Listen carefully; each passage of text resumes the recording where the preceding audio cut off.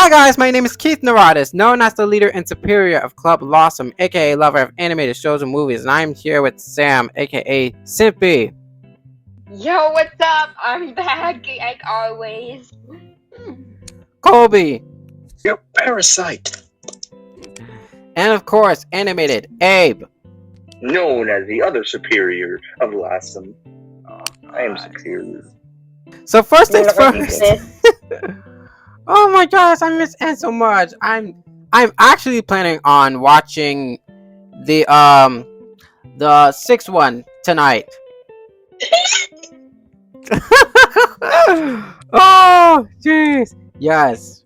Oh my goodness, I really do need an N plushie for Christmas. Like, I'm desperate for an N for Christmas, man.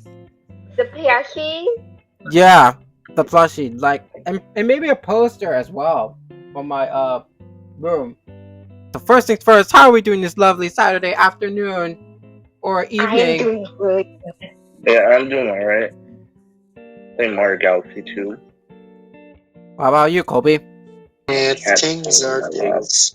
I'm just doing nothing in my room. I'm bored. Playing Gmod on my computer. We did set this yesterday, but I will say it again, since so far we really had a great, interesting week because the actor strike is finally over and we won. Actors won. But it's good. And We lost Coyote versus Acme. Plus, we did. Lost Coyote versus Acme, though. Exactly. Okay. That's bumming me out. Plus, Glitch X also happened, which I think Simpy and I watched it. Wait, did anyone of you also watch Glitch X, the stream event? Nah. Shoot, I missed it. I'll ask Caleb if he did, but I'm not sure. But Simpy and I really had a good time. Plus, thankfully, Murder Drones episode 7 and 8 will be out. Luckily, I will watch the 6th episode tonight, so that way I would just finally be catching up with Murder Drones. Finally. And when are we making the Murder Drones? What are you doing? Ow, ow, ow. Precious. When is the Murder Drones video? I promise you, I feel like originally for next Saturday, I wanted to do the Amazing Digital Circus video, but I think next Saturday will be the Murder Drones 1, 2, and 3. Because I might plan on doing a hiatus on the sessions throughout December to prep everything for LASM 2024, and then for next year or starting of January, I'll let you know in the future. And he's so cute. Hey, no. Precious, go downstairs. Go downstairs. Don't poop up. Sorry. Is that your dog? No, it's cat. It's his cat. His cat was just here. The cat's name is Precious? Right here. That's right here. Is her name Precious? Yeah, her name's Precious. Oh my. That's all of you. Are you downstairs? I think she'll use the bathroom. With that being said, oh my goodness, I've been wanting to talk about this episode for almost 2 weeks now. And we're finally here. Probably the best episode of the season. Yeah, and I'm talking Helluva Boss Season 2, Episode 7, that is Mammon's Magnificent Musical Mid-Season Special featuring Fizzarolli. And I said it in one try. Woo!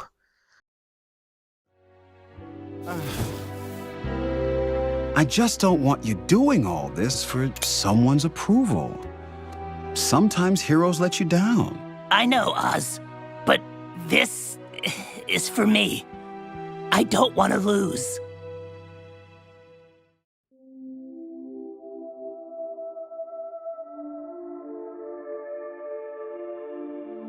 The episode begins with a flashback as Blitz and Fizzarolli attended a Mammon concert as he announced a yearly clown pageant. Though Fizz was excited about this, Blitz could immediately see the red flags in which Mammon is clearly doing this to exploit the living heck out of the winner. On their way home, Fizz was approached by an obsessed fan who made him absolutely uncomfortable. Blitz stood up to that creep as the duo leaves. We cut to present day as, unfortunately, the more popular Fizzarolli has gotten, the more creepy fans he has, no thanks to Mammon and its explicit merch. When Ozzy fails to talk his boyfriend out of participating in the pageant, he calls Blitz in hopes that he could reason with him. As Fizz arrives, including Blitz, he immediately gets ridiculed by Mammon over minor details and was put a lot of pressure into still being good enough. What even sad is that Fizz was constantly defending his abuser's actions and has gotten no love from Mammon in return.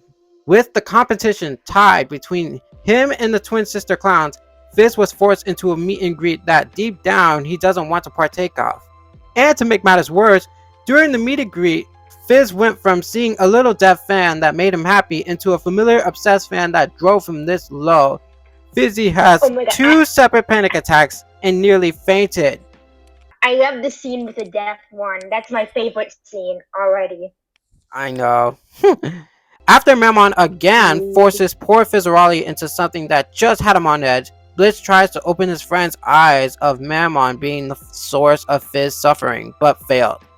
While the twins perform, Asmodeus checks up on his partner who is literally on the brink of losing it, constantly lying to himself about being fine until finally, he opens up that if it weren't for Mammon, Fizz wouldn't have the successful life and Ozzy, fearing that if he would lost the competition, he would lose the one good person that made him happy. Fizz even takes off his jester hat, denouncing himself, believing that no one could ever truly love him for who he really is. With an ounce of understanding, Ozzy reassures Fizz that Mammon isn't the reason for the fame that he has and that he loves Fizzarolli for Fizzarolli, regardless of the outcome. After a romantic duet, Fizz was able to gain the confidence needed to stand up to his abuser while providing the audience one of his best performances yet. He even announced that he quits the competition, which angered Mammon to his monster form, even threatening to expose Fizz and Ozzy's relationship. However, Asmodeus in his monster form chimes in and confirms their relationship live, rendering Mammon powerless, as he claims that the duo will regret it. As the couple drives home victorious, Blitz ends the episode by asking them this one question. Who tops? Oh, and that was the recap. 'Cause man, that was a magnificent episode.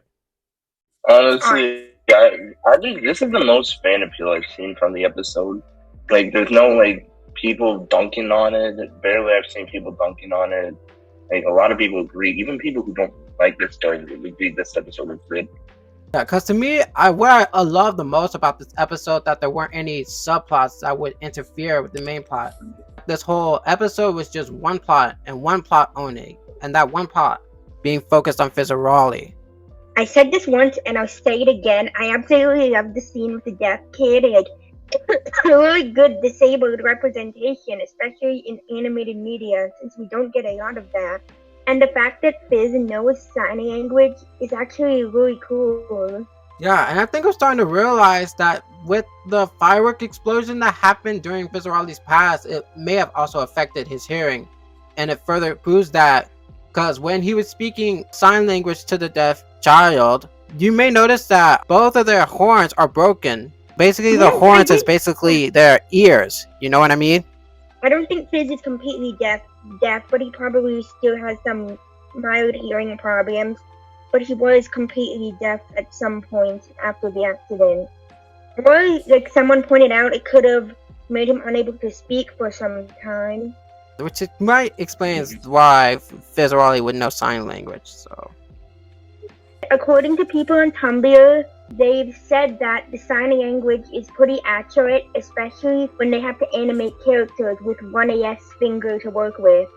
oh my gosh, I really like the episode as well, because with 2 episodes that literally Fizzarolli focused, it's safe to say that Fizzarolli immediately became my favorite characters. Along with Moxie, Fizzarolli immediately became my favorite. They're the best voice actors too. Yeah. Best boys. Oh my goodness, Alex Brightman really gave all in to the performance that is Fizzarolli. He's Beetlejuice too. And Pugsley from Dead End Paranormal Park. How did Viv get that voice actor on? And don't say money, because I know, like, I'm actually serious. But talk about the vocal range of Alex Brightman that I really love on the episode is really just shows. Like, during the flashback scene, we heard the younger version of Fizzarolli speaking, which is most likely Alex speaking in his normal voice. Whereas when he uses They're both Alex. Damn. Yes, which makes sense because before the accident, Fizzarolli most likely was just Alex Brightman in his normal voice. But after the accident, Alex Brightman uses his like rappy voice, like, you know what I mean? It's not about that. It's getting to work with my idol.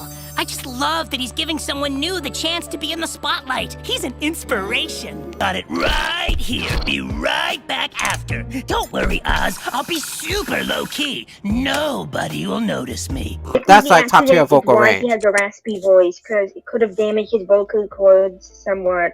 And when I heard the younger version of Fizzarolli, it immediately reminded me of a little bit of Pugsley from Dead End Paranormal Park.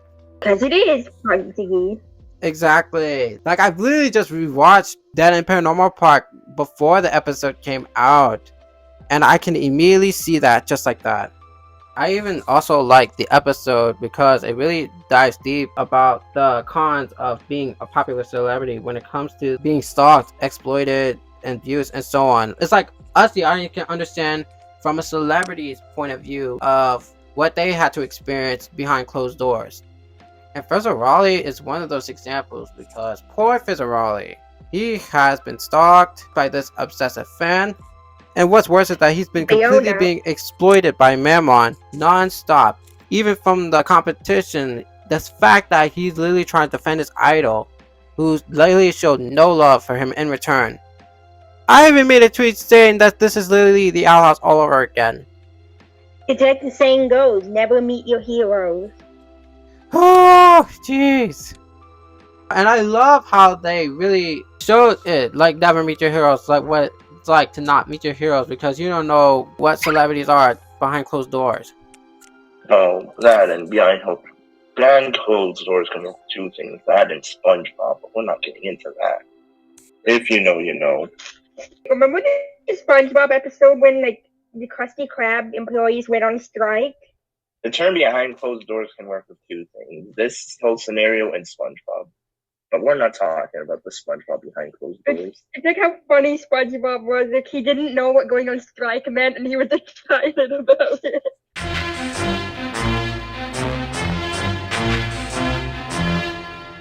Trigger warning for type for mentioning abuse towards child actors. If you're uncomfortable with this subject, please skip to the timestamp shown in the video. Again, but seeing Fizzarolli suffer throughout this whole episode really made me sad. Like, there was this one moment when I did a rewatch on the episode. That one moment really had me triggered, in which Mammon was questioning, looking a little like you know what I mean, when Mammon was literally asking Fizz to look skinny, like, you know what I mean? Not gonna lie, you're looking a bit chungo, yeah?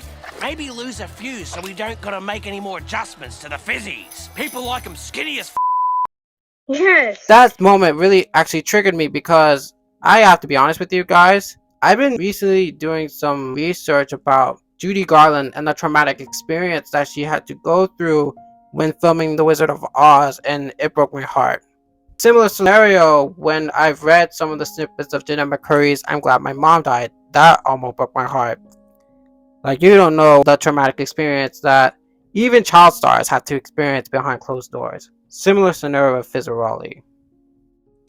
Didn't the director like make Judy smoke? And how old was she? Like 10? No, I think it said Judy Garland was most likely 16, but they're trying to depict the character as if he's younger than what Judy Garland's real age is when filming. Did they use asbestos makeup? Like, I think someone mentioned that, but I don't remember since it was a long time ago when I heard about it. Yeah. Really unfortunate. And what's tragic is that was literally back then. It was like 1930s, 30s type. 1930s. Yeah, filming took place 30s. around 1930s, in which there weren't any safety laws for safety child actors like there was now. You know what I mean? No. Yeah. Uh-huh.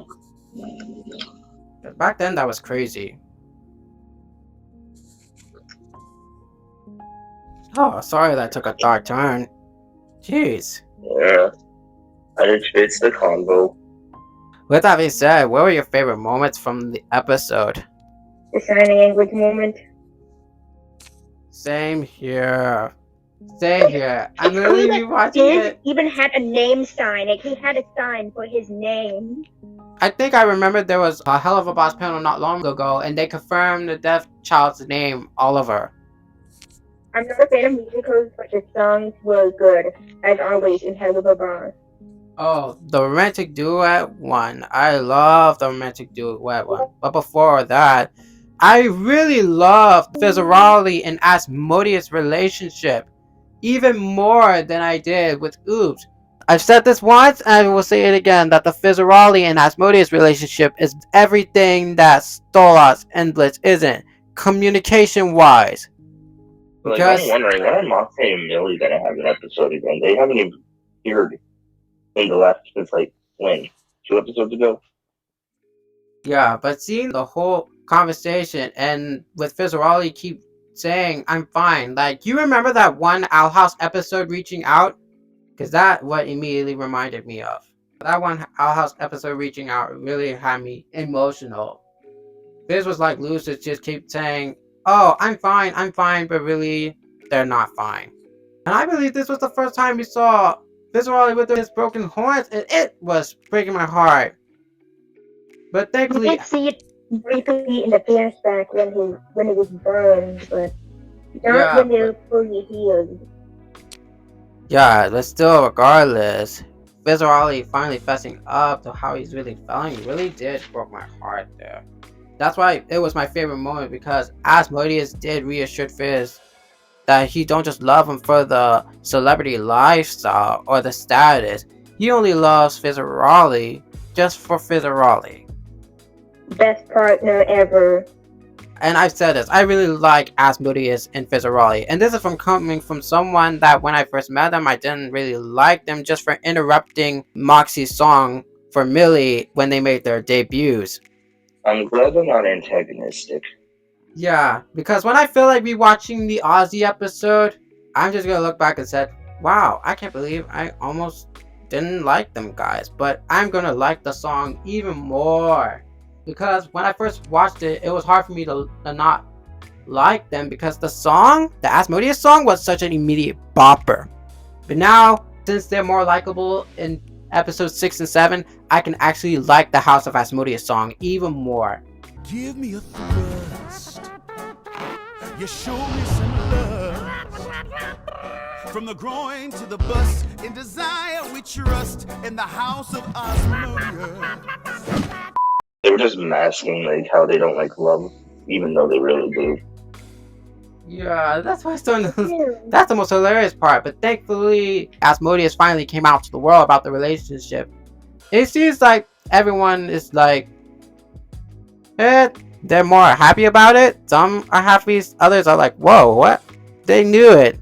I mean, they kind of knew that they were like in love, because remember in the last episode, it was shown in the newspaper about them being hypocrites of the King of Lust and Fizzarolli being in love. You know what I mean? I hope they apologize to Moxie and Millie, though. With a ukulele and tears.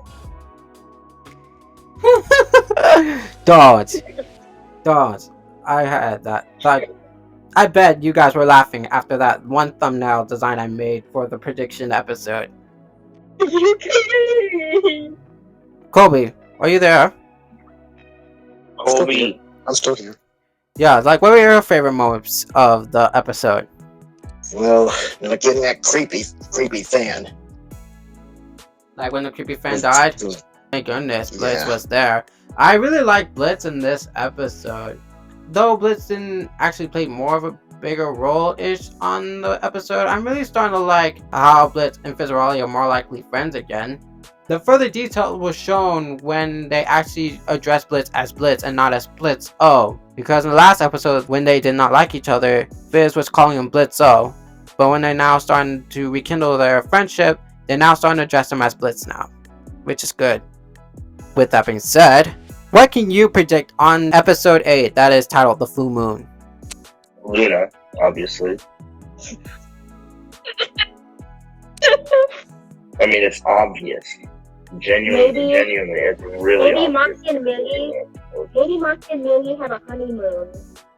I know for a fact that the full moon is already obviously going to have be a honeymoon. Stolitz episode, so I'm expecting for an actual conversation between Stolitz and Blitz, like an actual conversation. If Blitz could able to rebuild one bridge with Fizzarolli, he might have a chance to, like, I was really hoping for him to rebuild one bridge with Stolas. Hopefully, they can at least talk it out. Because Stolas is going to deliver him the crystal on the full moon. And what's even crazier, I just realized we're gonna have a big hiatus for Helluva Boss because within 2 months from now will be Has-Been Hotel. No, I think we might have one more episode before Has-Been Hotel comes out.